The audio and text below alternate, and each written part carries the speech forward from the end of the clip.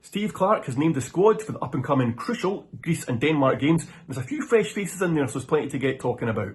This is the No Scotland No Party podcast, supported by Ball Bags, official boxers of the men's national team. And if you'd like to get your hands on a £20 Ball Bag voucher, all you need to do is like and subscribe to our YouTube channel, leave a comment on our YouTube channel, leave a comment on any one of our socials, or subscribe to our podcast channels. And we'll be picking someone at random at the Denmark game.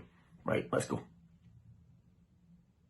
We know we ain't no football experts, but we all feel the same about the beautiful game. The game. No Scotland, no party for the Tartan Army. Okay, welcome everyone. We've got a treat in store for you today. We've got everyone present and correct. I know, unbelievable. Craig, how you doing? It's been a while, buddy. I know. I have missed coming on and talking to you after both wins. Last time round, I was wanting to come on and chat, but obviously schedules didn't align. So I'm back. It was really nice to chat to you. Just can't wait to get into it. Yeah, and it's good to have you back, Hazel, because the last time we couldn't. Well, we tried, but we couldn't get the connection to work. I think it was the school holidays. A mass of 2 million people in Glasgow Airport. Just couldn't get onto the Wi-Fi. Yeah. But given the comments I had about the Belarus game, it's probably just as well you didn't. And welcome back as usual, Dave. How are you getting on? I'm fine. You can't get rid of me, Craig. I know, that's good. That's good news. Right, we've got a couple of games coming up, and Steve Clarke has announced his squad for this Greece and Denmark doubleheader. We'll just run through the squad very quickly. We've got Bain, Gordon, Kelly in net, so that's Guns pulled out with an injury there. Midfielders, Doig, Hanley, Hendry, Hickey, McCrory was in, but he's pulled out. McKenna, Ralston, Robertson, Souttar and Tierney. Midfielders, Christie, Ferguson, gannon-doak. Gilmer was in, he's been replaced by Barron, McGinn, McLean, McTominay. Lennon Miller has had to pull out. Andy Irvin's come in, decent replacement. And up front we have Adams, Dykes, Hurst and Shankland. Now, Craig, I'll come over to you first. What do you think about the goalies there to start off with? Me, Craig, or other? Yeah. Oh, you are other, Craig. Yeah. Okay, you're up. I know. I'm so used to there being the two of us. I mean, I probably think how we're all thinking. I think it is worrying. I'm not going to be, too down and negative about it. I mean, what else can we do? I think we've spoke about it so much that it's just like we're searching the globe for goalkeepers on form and anyone who can sort of fill that position just now. And obviously, with Gunn going out injured, it's not the best, but there's no point in sort of mulling over it. I think that Bain obviously coming in. I think Gordon will probably start. I don't know what you guys think, but to be honest with you, I mean, it's not the most inspiring sort of three names that you're ever going to see. But again, we've spoke about it before, and I think that we kind of have come to realise that it's just the reality at the moment, whether we like it or not. What do you guys think? Who do you think? Well, can we just go on to the defenders with you a minute, Craig? Is that all right? So McCrory's obviously, he's pulled out the squad and he's not been replaced, which I thought was quite surprising. But I don't know if that's because we've got a few right-sided players in there already. And I know that kind of, Hickey can blame both sides as well. But there's not really any surprises, is there? There's not been a surprise in the squad for a while, really. No, not really. I think, the only sort of changes that we've seen with people coming in and out now, especially this late in the qualifying, has been due to injuries. And to be honest, I think the way that we've all come to expect with Clarke is, it's not really surprising. He has never, ever been one to sort of change it up and have some mad selections and really sort of shake things up. So that doesn't surprise me all too much. I think a worrying thing is, obviously, these small, I say small, there are some big injuries, these injuries that are sort of cropping up everywhere, and I think that it could be worrying, especially, I think everyone's going to be sort of nervous to see how Hickey gets on in this Greece game, because if one or two more injuries start to creep in there, and say we are in the fortunate enough position when it comes down to this Denmark game, it could be worrying. But that being said, that it's all ifs and buts at the moment. So I think we go into it positive and we'll see. But yeah, nothing too surprising with the sort of defenders and the squad in general, in my opinion. Yeah, Dave, he's gone for the same midfielders as he went for in the last squad, but we've had a couple pull out, Gilmer and Miller. Gilmer's obviously going to be quite a big loss, but How do you see the rest of the midfielders there? I think, I mean, it's what we expected, right? So, Yeah. I mean, honestly, and it runs through the squad, and it's what the whole squad, right? So, I mean, right through from keeper up to the forwards, and it's exactly what you and I, Craig, said after in the last podcast after the Belarus game, that we didn't expect any surprises, and I'd say basically there are no surprises, right? And so, it's what you'd expect. Okay, I mean, I think that. Connor Barron and Andy Irving are not going to start. To be honest, I think Clark's going to stick for these two critical games. Right? And I know we should focus on the Greek game, but the Greek game and the Danish game. These are hugely critical games, as we know, and we all know the way Clark operates, and he goes with tried and tested. So he's going to pick. I mean, I don't know if you want to get into who he's going to pick, but it's basically, to me, it's pretty obvious in the midfield that he's going to be picking, four out of those ones there. Yeah. And there's no big surprise. So I don't think it's going to be Irving or Barron to start. Yeah. I'd be surprised to see them. Hazel, again, no real great surprises here. I mean, he's gone for Adams, Dykes and Hurst. That's 3 squads in a row. He's gone for Shankland ahead of Kieran Bowie. I think that's the right Yeah. choice. I think Kieran Bowie has obviously been called up, didn't do a lot for us, and I think we've talked about Shankland in the past. We've talked about Shankland so many times, so many campaigns, so many games, right? And I think Shankland, he's had 7 goals and 1 assist. I know he's kind of built quite. I'll be very kind to you, Lawrence, but he's built quite sturdy and maybe isn't the quickest up the park, but saying that, you've got maybe Lyndon Dykes and Che Adams, particularly Lyndon Dykes, can hold up balls, etc. And I think Shankland is someone who's a goal poacher. I've seen that against games like Georgia away this time 2 years ago. Shankland came on as a sub and got this sort of equaliser. So I'm quite excited about the fact Lawrence Shankland is in. I hope that he doesn't have him on as a sub and bring him on in the 86th minute as Clark, as we all know, tried and tested. I would like to see Lawrence, because he is match fit, right? He's played what, 12 games so far? Roughly played 12. So I'd like to see Lawrence play, start. It's going to be interesting to see kind of against Greece, because that he's a kind of unknown to them. Yeah, I think it's good that he's back playing as a 9 at club level as well, because when he was playing under Neil Critchley, he was obviously playing a bit deeper, and he wasn't scoring. And that, that he really, that's when he got the cold shoulder from the Scotland squad. But it's good to see he's back playing as a number 9 again. That's where he lies. That he's not, I say, the quickest and built to run up the park like Adam or indeed Dykes, but certainly for poaching around a goal, that's the guy you want, right? But Bowie, for me, we've tried and tested him. He didn't blow my socks off. I was kind of glad he went off the park, really.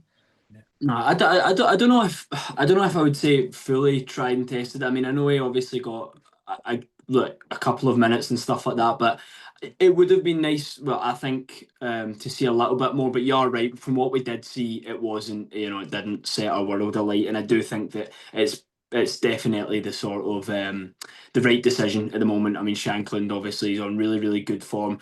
Played for Scotland, a good couple of times now, and also actually scored as well, which for a striker you kind of want to see. So I definitely think it's the right decision, no doubt. I mean, the likes of Bowie, you want to bring it, and I've said this a million times, that you want to bring these players in during the friendlies. The likes of Bowie to try and test them. The time is not now in what are 2 crucial games. No, they've all been crucial games, right? But I think you have to kind of say, who are my core players, as Clark always talks about. And for me, bringing Shankland in, believe it or not, I actually agreed with Clark on most of it, actually, if not all of it. I thought he was right bringing Bowie in. He had a great start to the season. Yeah, he had a couple of really good goals. But then we talked about in the last podcast, he's just been looking off the pace a wee bit, and I think that it's a right call to bring Shankland in. So I can't see Clark again giving us any surprises. He's No. played the 4-2-3-1 3 times against Greece now. Yeah. He did surprise us all with that 4-4-2 against Denmark, but he's going to go for the 4-2-3-1, isn't he? Yeah, I think it all depends. Sorry, since Jay, I was going to say I think it all depends on the lineup. Greece play 4-2-3-1 as well, and in their last game against Denmark, they played 4-2-3-1. I think they might be missing a couple of players. Ioannidis, he's the front man.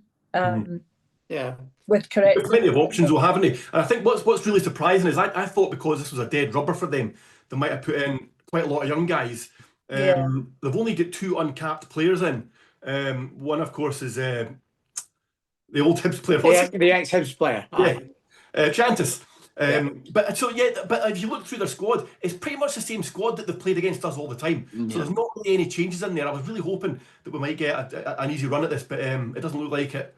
Yeah. I mean, on that note, with obviously we mentioned the sort of fact that being a dead rubber, I do think that it's worth bringing up. I think that is an attitude, or not an attitude for yourself, but I just mean in general, that I do think is going to be worrying, and I just hope that that doesn't seep to the players. I really, really hope that no one goes into this thinking, Greece don't have anything to play for, because as they've sort of come out and said, themselves, the manager saying, we want to sort of get revenge. And I think that there's definitely probably a belief in the Greek players that they're actually a better team than us. I think that all the players on the park that have played against us each time probably do think that, and I think that they'll want to go out and show that. Obviously, the result at Hampden was, for us, amazing, but neither team on that day was particularly amazing. So I do think that they'll be coming out with a point to prove. And I mean, like you said, especially the fact that only 2 uncapped players, it looks like they're going to come out all guns blazing still. So I just hope and pray that attitude of sort of Greece have nothing to play for doesn't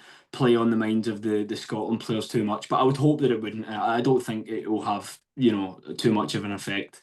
Interestingly, they had 53% possession against Denmark after they got beat by us by 3-1.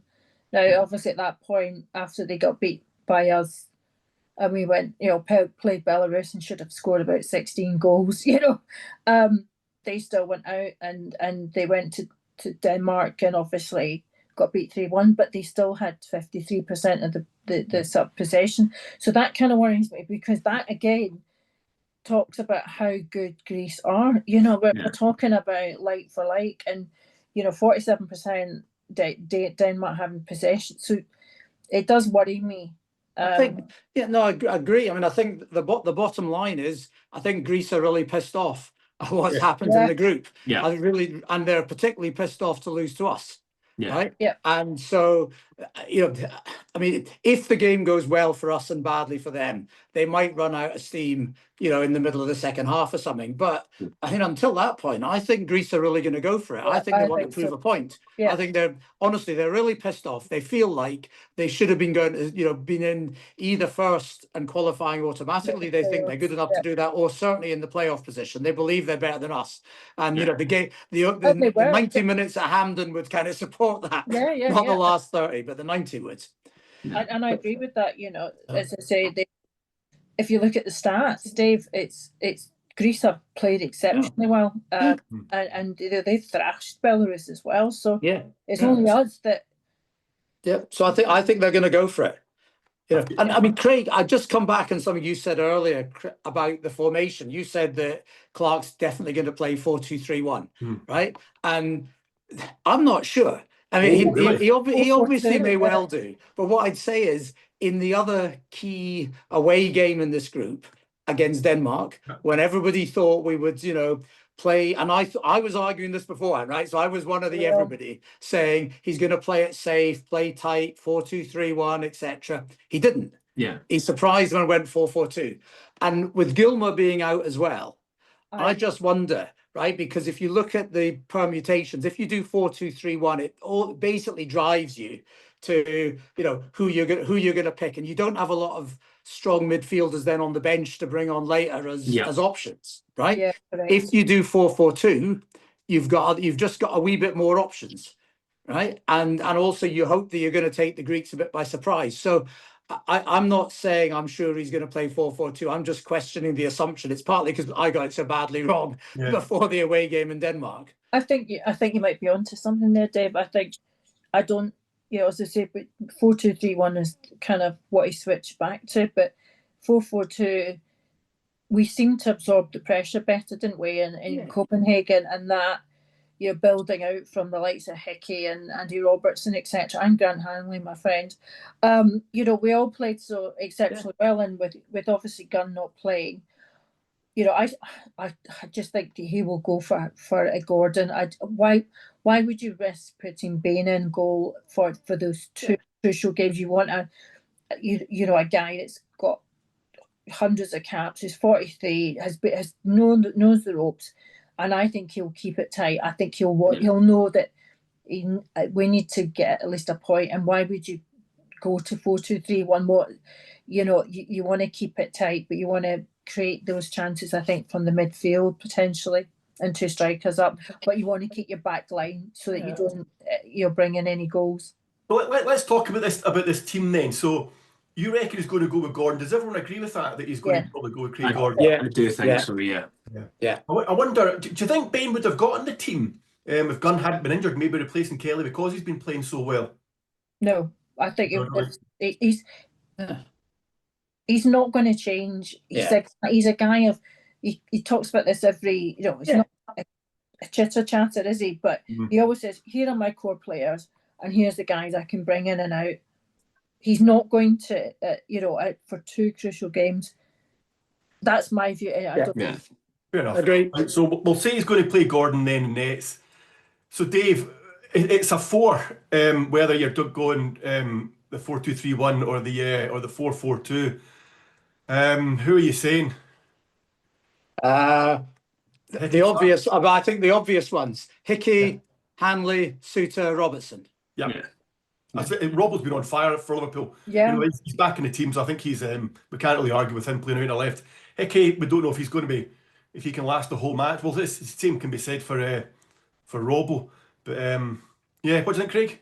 Yeah, no, I think you're right. I mean, I think with the goalkeeper and the defence, I don't think anyone's going to be too shocked at any decisions that I made. I say think, keyword there, obviously. But you make a good point. It's good to see Robertson back in the team. Obviously, Liverpool's form a wee bit up and down at the moment. Really, really amazing result against Real Madrid. But then again, losing to City. So it's up and down, but that's been the whole team. Robertson himself has sort of found a way back into that team, which is super great to see. And then again, Hickey getting minutes is brilliant. I was really, really worried. Was Greasy came off, or the Belarus game? It was Greasy got. Greasy got. Yeah, I mean, I was terrified when I seen that. Really, really worried. But obviously, that's really, really good to see. So I don't think there's going to be too many surprises in that defence. I think you guys have got it spot on. Midfield, I think that. Dave, it was a thought that I had as well when sort of reading the squad and with the changes with Gilmore being out. I think with Gilmore being out is one of the key reasons why I think it might be a flat 4-4-2 as well. That being said, whatever one it is, I think we're, Christie and Ferguson in the middle, with either sort of with a McGinn in there somewhere. You know what I mean? It's going to either be 2 with someone in front of him, or it's going to be the sort of flat 2. But I don't think there's going to be too many surprises with the midfield either. No, Craig, I think that's right. I mean, if it's 4 in the midfield, right? So if it's 4-4-2, then I completely agree. I think it's Ferguson and Christie along with McGinn and McTominay. It's kind of obvious that's going to be the 4, with Ben gannon-doak being brought on as a substitute. Hopefully, again, to Hazel's point, not in the 89th minute, but more like, after 60 minutes or something, when hopefully the Greeks are tiring a bit. And I mean, that's what but you've always got to stop and think about this, because that's what I said last time before the Greece game, and then he started with them, right? Yep. So, but that's what I think. If it was 5, so if you did the 4-2-3-1, then you've got the question: is it Ben gannon-doak as the 5th, or is it Kenny McLean? And I'd argue then it would be Ben gannon-doak as a 5th. But if it's 4, I think you keep him off and you bring him on as a substitute, which I like anyway. Yeah. But Dave, don't you think it might be, if it's the flat 4? Don't you think it might be a world in which you see sort of McTominay starting up top as well as the other striker, and then having Doak out wide? I think that's personally, I could see that happening more more likely to happen, to be honest, and I'm going for the fact, but again, who knows at this point. I think Yeah. he worked so much better. I mean, McTominay, that goal that he played, he scored at Napoli. I mean, he's been rather quiet because obviously, you know, we've had Højlund, we've had sorry, De Bruyne. what's that? Sorry, Kevin De Bruyne. Yeah, De Bruyne has been kind of keeping McTominay back a bit, I think, and he's been quite quiet. But it was super to see McTominay back up. He's an attack midfielder all day, every day, and I think that's where we should be trying to push him up. You know, clearly trying to support the two forwards, whether that's Adams and Dykes, or you know, Dykes and Shankland. Who knows, right? And on that note, Hazel, Craig, I'm interested to hear what you had to think. Do you think Adams is going to be up there starting? Because personally, I feel like he's sort of, you know, he's been in relatively good form. It's relative. We are talking about Scotland strikers, right enough here. But Craig, what do you think? He's not been on form at club level. He's only got 2 goals this season, but he's going to start. I'm pretty sure he'll start. If he's playing one up front, I'm sure he'll go with Adams. He's played started the last 3 games against Greece, and I think he likes him. And he has been getting a few goals for Scotland. So I don't see any reason why he wouldn't. It'll be him or Dykes, but I think that's who he'll start with. I think he'll start with Shankland. So you think it'll be Adams and Shankland? No, I think it'll be Adams. I think he's going to start with one up front. I think he's going to go okay. Right. Sorry. 5 midfield. I think he will. And I think gannon-doak will start as well. I think he's going to start with him just to try and terrorise them. And as you say, Dave, I think if we could get maybe 1 or 2 goals early doors, get 1 goal in, get their heads down. That could be and just and on that note as well, I know it's been brought up once or twice, and I wasn't here after the Belarus game to mention it, but just really quickly, sort of flipping back to that, we'd said about the subs and wanting to see some subs not coming on the 86th minute, and you know, so late where they can hardly make an impact to the game. I think that was actually one of my, being at the game against Belarus, that was actually one of my biggest frustrations. And now look, I liked how the players came out and responded, saying how, you know, it was a win, yes, but no one was happy with the performance and all that sort of thing. I did like that. But when I couldn't help but feel like, with Clark saying it as well, I was like, the subs were so late in that game. Like, in my opinion, the changes were like far too late to be made. And it almost sort of frustrated me to then see him coming out being like, oh, you know, the urgency, blah, blah, blah. And I'm like, well, the urgency to make the subs also wasn't there. So that's just a wee sort of note to put onto that, but I completely agree. I think that changes being made sooner, especially when we have got a little bit of quality on the bench now, I think it's going to be crucial.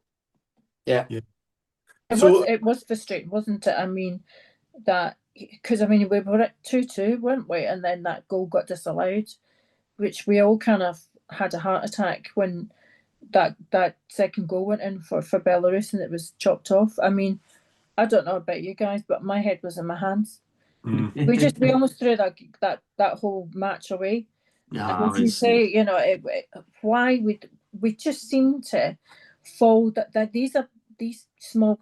I know we talked about this at the start of the qualifying campaign, didn't I? Said Belarus are going to be a potential banana skin. I did say that. No. Well, we got over the hurdle.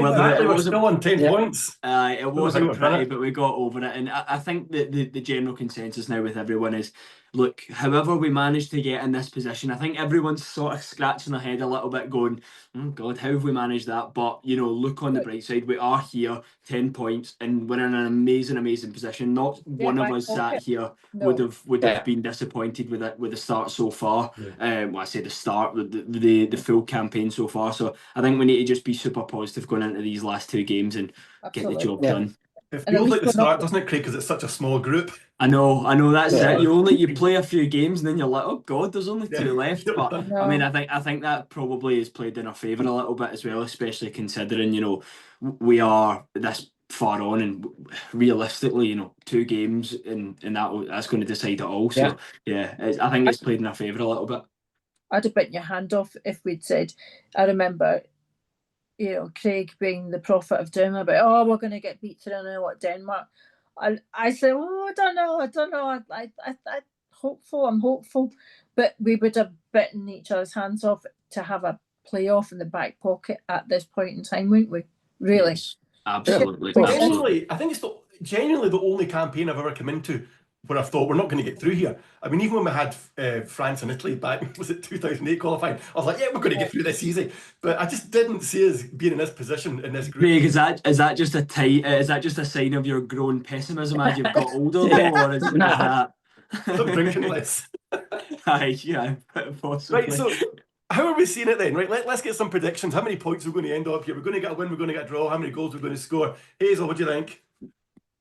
I think we might just edge it 2-1 on Saturday with Greece. So I think we'll get 2 goals and 3 points. The Denmark game, I mean, I've spoken to quite a few Danish guys. That sounds really dodgy, but it's not. I've not been in dating apps really. But the Danish not guys, really. not really.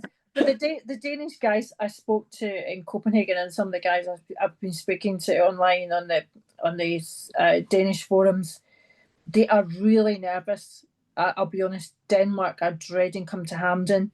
They said it's a place that they just know. It's the reverberation of the sound. It's going to be packed out. They said they get a small minority. As well, we know that only for sure. But they said anything can go wrong at Hampden, and it's a place that they're absolutely dreading to come. And the players themselves are really nervous about it because Scotland are really hot. Like, we are level points bar 6 goals. Yeah. So they are dreading coming to Hampden, and that fills me with excitement because I'm saying, well, you're 6 goals ahead of us, but they're like, no, like Hampden has just got that fear of, we've done it, we've fallen apart before, we got beat 2-0, you know, and we're nervous about it. So I'm kind of glad, you know, as long as we don't bottle it, that's what I'm worried about. Yeah. So, I mean, it's going to be, if we win on Saturday, it's going to be like a cup final. Like, it's going to be a World Cup final for us. Aye, without a doubt, aye. Without a doubt on Tuesday. I mean, I I'm going to have to take back remedies and all sorts of things, I think, before I get to the ground. Right, Craig, what's your prediction? Well, I was just, when you were saying that there, I was thinking, do you know, I think it's as the Scotland way, probably not going to be too pretty, but I could see a repeat of last time in Athens. I think a 1-0 win. Nothing too pretty, but I could see a 1-0 win. Wow, that's incredible. So, Dave, what do you think? 1-1 in Athens. That's what I think. I think it's going to be really tight. But I think, and it doesn't matter whether we draw or win, makes no difference. Yeah, Not for us, makes the difference. Yeah. And, you know, and there's a little bit of me also that thinks the Greeks are really pissed off, but it gets in the last 15 minutes and it's 1-1. They might kind of settle for that as well. Yeah. You know, and we'd settle for it too. Yeah. So so 1-1's, you know, it can be anything, right? None of us know, right? It's really, you know, even harder to call than most of the things we try and call probably. But I'd say 1-1. Yeah, I think we're going to get the point that we kind of need from this. I don't think we're going to lose it. I think we've got a lot of big game players in there, and you know, they're playing well at club level at the moment. Maybe they're hitting a bit of form at the right time. So yeah, I think we might just might get the point that we need. Yeah, I mean, we need to forget. Sorry, we mustn't forget though. The Greeks are good. If you think back to the game at Hampden in March and the first 60 minutes last month, you know, I agree with you, and I want to absolutely believe, we've got all the big game players and they can do it all. But honestly, they didn't do it for the 90 minutes at Hampden in March. They didn't do it for the first 60 at Hampden in October. So we just, you know, we have to hope, right? I mean, you know, I do think we'll get the draw, but you know, I'm not quite as confident as you that we'll avoid defeat. You can also say that we didn't do it at the Euros either. We didn't do it in so many matches, and that's why I didn't think we'd go out of this group. I just don't think that Clark can get a tune out of this team. But we seem to be getting the results. Exactly. You know, that's a fully sorry. I don't want to go on about the Hungary game again because we're all for it. But let's rewind it. Agreed. We're all over the result. Clearly, we're not holding any grudges. I just feel very nervous. If it wasn't Greece, I would be extremely nervous. But yeah, as you say, but But you know, like it's a hope that kills you, isn't Yeah, it? That's yeah, what we always that's- say. And we'll get on planes very shortly. Yes, We'll have a drink for you, Craig. Yeah. Oh, don't. yeah. Or It's, maybe it's worth on mentioning for the listeners, yeah, the three of us, me, Dave, and Hazel will all be travelling out to Athens, so there'll be photos to follow of us in the pub drinking out over there in Greece. And if we win, but then you'll be missed, there'll be- Craig. Yeah. When are you all heading over? My flight goes in 12 hours at 8 tomorrow morning. I'm Thursday lunchtime. I'm also Thursday lunchtime. Yeah, I'm Thursday lunchtime. I'll be getting in there sort of later on Thursday, but it's not going to stop me having a pint or two or 3 or 4. What flight? You're not on a Heathrow flight to Athens, are you? No, I'm managed to get a flight straight from Edinburgh to there, so my flight's going to be absolutely packed with kilts and the tartan army, which I'm looking forward I'll to. probably land the same time as you then, because it's about tea time. Yeah. So if I see a flight coming off, I'll wave. This is quite random, isn't it? Like all of us end up in pubs straight away. Sign me up! I cannot wait. Cannot wait. Right, just before we wrap up, we've got a new strip we're going to be playing in for these 2 games as well. What are we thinking about that? I'm absolutely loving it. I know I've got mine. I didn't want to wear it until Saturday night. I don't want to get it ruined. So I mean, personally, I'm a big fan of it as well. I really, really like it. Normally, I'm not massively huge on the centered sort of like logos and badges, but I just think this looks so smart. And I also love the sort of like saltire cross detailing on it as well. I love it, to be honest. As soon as I seen it, with last year's and the sort of Euro kit, when I first seen it, I was like, oh, I don't know about that, but then it grew on me a little bit, and I started to like it more. This one, off the bat, I'm like, yeah, so I'm going to go and grab one tomorrow, I think. It literally grew on you when you walked 1,000 miles, didn't it? No, it shrunk on me, Hazel. It shrunk on me. I had to put it in a wash. I had to put it in a tumble dryer, and it shrunk about 3 sizes on me. Forever. Yeah. Hopefully signed. Is it signed? It's not signed, but I have got it immortalised in my bedroom. You need to call out to the Scotland team. You need to sign it so that Craig can have it, so he can remember it. We need to get it on social media so they can sign it for you before they all go off and retire. Fingers crossed. Or maybe, if we're successful in this qualifying campaign, we'll see what happens next year. Yeah. Cool. Right, does anybody want to add anything else before we wrap this up? No, I think that's a pod, guys. Kelly Spera and good luck and Yamas. Yeah, let's hope. Yeah. Yamas. Yeah. Yamas, yes. Right, let's go. We'll wrap this up in a minute then, guys. Okay. Amazing. Yeah. And that wraps up a pod. It was lovely and a rare sight to have all 4 of us today, but it was really, really nice to catch up after a while. Bit scared, but hopefully optimistic going into this Greece game. It is all or nothing. It is absolutely crunch time now and nothing less. Craig, we're nervous, but fingers crossed we can get the draw there and then on to the Denmark game. Thank you all so much for watching, as always, guys. And we just hit a milestone of 100 subs on YouTube, which is amazing. So thank you guys so much. Keep showing support by subscribing, share it with a pal, all that good stuff. Until next one, we'll see you then. No Scotland, no party. Yamas over and out. Scotland! Come on! We know we ain't no football experts, but we all feel the same about the beautiful game. The game, no Scotland, no party, for the Tartan Army.